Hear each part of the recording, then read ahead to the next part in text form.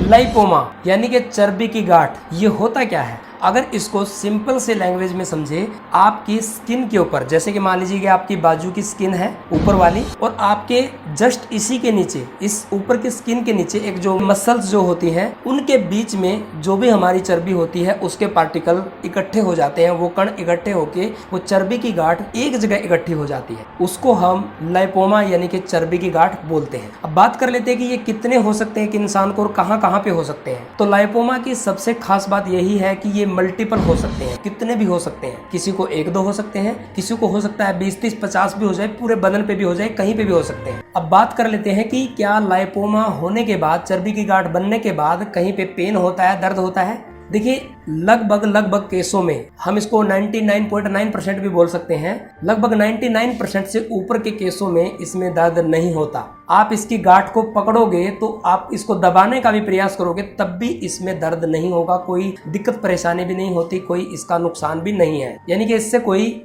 जिस पेशेंट को लाइपोमा है उसको कोई दिक्कत भी नहीं होती। अब बात कर लेते हैं कि किस एज में हो सकता है। वैसे तो ये किसी भी एज में हो सकता है, इसकी कोई एज की लिमिटेशन नहीं है, लेकिन ज्यादातर 40 से 60 की एज के लोगों में ये ज्यादा पाया जाता है, और खासकर जेंट्स में ज्यादा पाया जाता है, लेडीज में बहुत कम देखने को मिलता है, बहुत कम। अब ये कैसे पता लगाया जाए कि ये लाइपोमा की ही गांठ है, चर्बी की ही गांठ है, या फिर कोई कैंसर वैंसर की गांठ तो नहीं है? उसके लिए सिंपल सा तरीका है। मान लीजिए आपके यहाँ पे है स्किन पे, इसको आप यहाँ से पकड़िए और पकड़ के गांठ को आप हिला के देखिए। अगर वो अंदर ही अंदर हिल रही है बिल्कुल मुलायम तरीके से, और उसको दबाने से कोई दर्द भी नहीं है, कोई पेन भी नहीं है, तो ये 100% आपका लाइपोमा ही है, चर्बी की गांठ ही है। लेकिन वहां पे यदि वो गांठ बहुत बड़ी होती जा रही है, फावड़े टाइप का रूप लेती जा रही है, और वहां पे पेन भी होता है और पकड़ने से भी पेन होता है, तो फिर आपको चेक कराना चाहिए कि कहीं वो कैंसर का फावड़ा या फिर कोई और प्रॉब्लम तो ना हो। तो ये इसकी पहचान होती है। अब बात कर लेते हैं कि ये प्रॉब्लम होती आखिर किस वजह से है।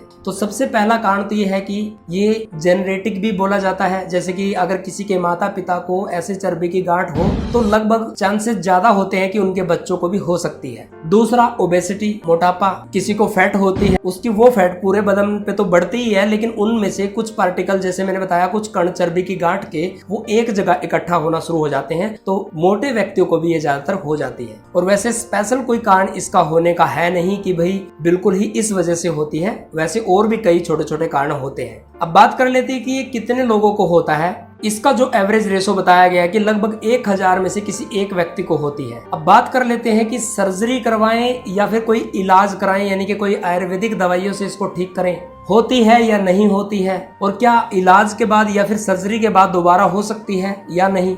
तो पहली तो बात आती है इलाज की। इलाज में यदि आप कोई भी फैट का ट्रीटमेंट लेते हैं तो वो भी इसके ऊपर काम करता है, लेकिन ज्यादातर केसों में यही सुनने में आया है कि मेरे को कहीं से भी आराम नहीं पड़ा, मैं बहुत जगह से दवाइयां ले चुका हूँ। तो यदि आपको उससे कोई प्रॉब्लम नहीं है तो आपको कोई ट्रीटमेंट लेने की जरूरत भी नहीं है। और अगर आप ट्रीटमेंट लेना भी चाहते हैं तो आप फैट का ट्रीटमेंट एक बार लेके देखें, जिसमें आप IMC का गोमूत्र ले सकते हैं, श्री तुलसी ले सकते हैं, फैट अवे टैबलेट ले सकते हैं, व्यायाम एक्सरसाइज कर सकते हैं फैट कम करने वाली, दिन का सोना छोड़ दें, रात का खाना कम कर दें। तो इस प्रकार की चीजों का आप ध्यान रखते हैं तो एक्चुअल में इसको कम किया जा सकता है या फिर बढ़ने से रोका जा सकता है। लेकिन प्रॉपर ये ठीक, प्रॉपर ये खत्म, बहुत ही रेयर चांस ऐसे होते हैं, बहुत कम लोग ऐसे होते हैं जिन्होंने ट्रीटमेंट भी करा लिया तब भी ये ठीक होती है। अब बात कर लेते हैं सर्जरी की। बहुत सारे दोस्त सर्जरी कराने के लिए भी चले जाते हैं, तो सर्जरी कराने के बाद इसको सर्जरी से निकाल भी दिया जाता है, लेकिन इसकी कोई गारंटी नहीं है कि ये दोबारा नहीं हो सकती, ये दोबारा भी हो सकती है। इसको आप कुछ इस तरीके से समझ लो, जैसे कि कोई भी व्यक्ति अगर मोटा हुआ है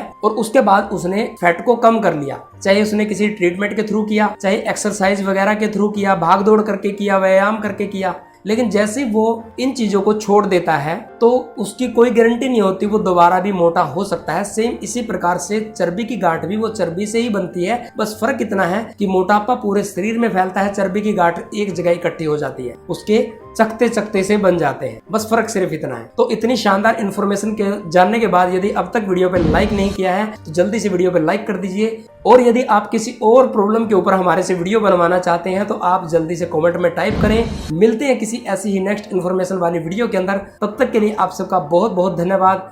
जय हिंद, गुड MC।